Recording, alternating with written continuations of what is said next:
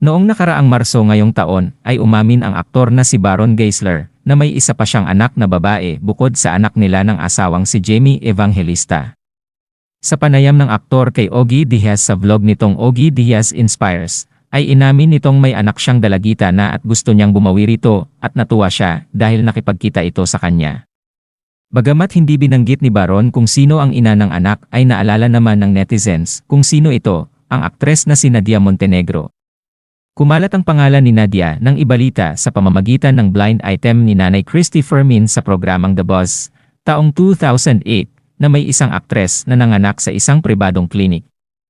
Pero hindi nito isinama ang sanggol sa pag-uwi dahil ipinauwi muna ito sa kaibigan at saka lang kinuha ang anak at ipinakilalang anak ito ng kaibigan niya na gustong paalagaan. May ibang taong nakakaalam noon kaya lumutang ang pangalan ni Nadia. Hindi nagbigay ng anumang opisyal na statement si Nadia hanggang sa tuluyan nang namatay ang issue. At nitong Marso nga ay muling nabuhay ang kwento dahil nagsalita si Baron at sinabing natutuwa siya na nagkita sila ng panganay na anak dahil matagal na niyang gustong bumawi bilang ama nito.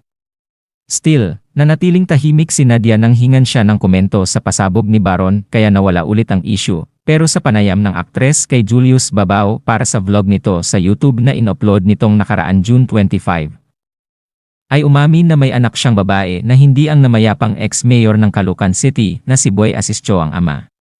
Tanong ni Julius, mayroon kang anak na hindi anak ni Boy, anong kwento nito?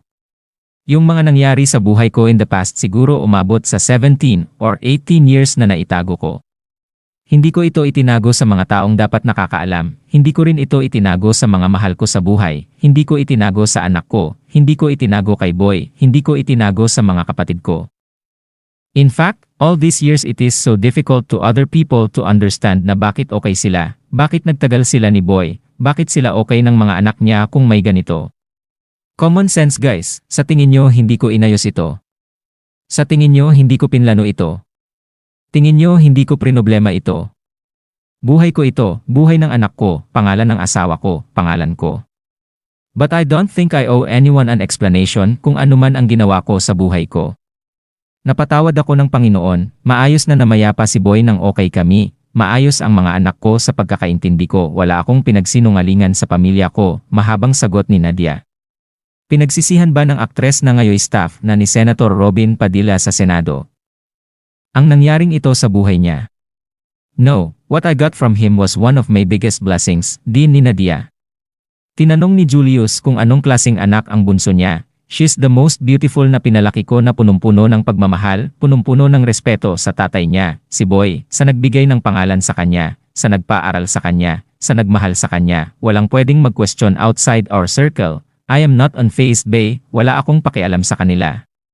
Basta Jules, kung nasaan man ako ngayon dahil sa hirap ko, dahil sa hiningi kong patawad sa Panginoon at ramdam na ramdam ko na binibigay niya sa akin ang laya. Nung nangyari yan na umamin si Baron, nagtrending, kalmado lang kami sa bahay diba? Nakakatawa feasting on somebody else's life. Kwento ni Nadia. Say ni Julius, because you're a celebrity alam mo naman ang showbiz, diba? Yeah, but there are also people who we need to pray for in this business na talagang who are feeding, eating every day through ruining lives of other people, yun ang kailangan nating ipagdasal, katwiran ni Nadia.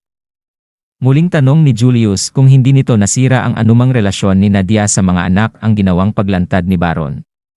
Jules, if there is something that I can be proud of being a mother, I make sure that in every crisis it is just makes us stronger, it will never make us fall, promise ko yan sa mga anak ko, we got no one else. Wala kaming ibang mga kakamping mag-iina kundi si Lord, pahayag ni Nadia.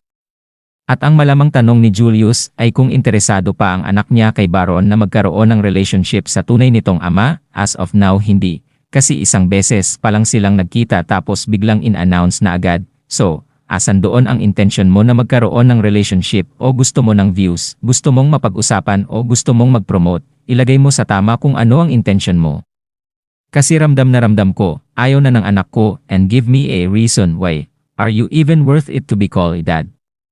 Mariing tanong ni Nadia sa biological father ng anak.